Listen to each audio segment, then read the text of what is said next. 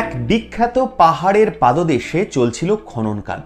প্রত্নতাত্ত্বিকরাই খনন কাজ চালাচ্ছিলেন সেখানে, সেই পাহাড়ের পাদদেশে। সেখানেই মাটির তলা থেকে বেরিয়ে এলো এক রহস্যময় প্রাচীন মূর্তি।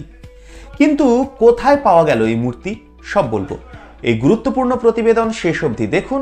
আমি দীপেন্দু, দ্য নিউজ বাংলা লাইভে আপনাদের স্বাগত জানাই। চলছিল খনন কাজ। এখানে একসময় অনেক অট্টালিকাও পাওয়া গেছিল, প্রাচীন অট্টালিকা, যেসব বাড়িতে থাকতো মোজাইক করা মেঝে, সাজানো থাকতো নানা পাথরের মূর্তি দিয়ে।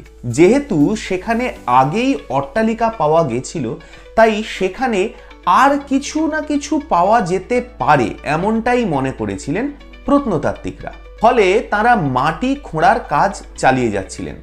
জায়গাটা বেশ সুন্দর, অ্যাক্রোপলিস পাহাড়ের পাদদেশে এক সুন্দর জায়গা এটা। গ্রিসের অ্যাথেন্সের অ্যাক্রোপলিস পাহাড় কিন্তু বেশ বিখ্যাত।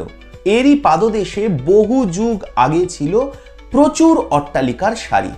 বোঝাই যাচ্ছে বেশ বর্ধিষ্ণু অঞ্চল ছিল এই স্থান।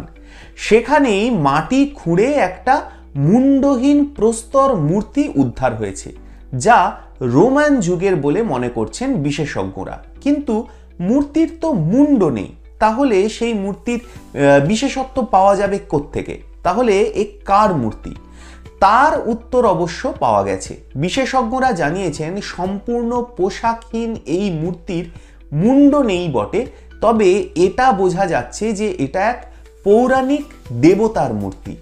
রোমানদের পৌরাণিক দেবতার এই মূর্তি এক পুরুষ মূর্তি, যা এত প্রাচীন হওয়া সত্ত্বেও বেশ ভালো অবস্থাতেই পাওয়া গেছে মাটির তলা থেকে।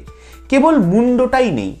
গ্রিসের সংস্কৃতি মন্ত্রক এই মুন্ডহীন মূর্তি উদ্ধারের বিষয়টা জানিয়েছেন সমাজ মাধ্যমে এবং বিভিন্ন সংবাদ মাধ্যমে।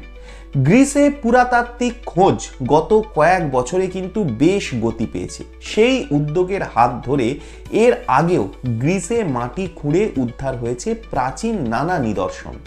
এবার পাওয়া গেল এই রোমান পৌরাণিক দেবতার মুন্ডহীন মূর্তি। কেমন লাগলো আজকের এই প্রতিবেদন? আপনাদের মূল্যবান এবং গুরুত্বপূর্ণ মতামত জানান দ্য নিউজ বাংলা লাইভের কমেন্ট সেকশনে। আর দেখতে থাকুন দ্য নিউজ বাংলা লাইভ।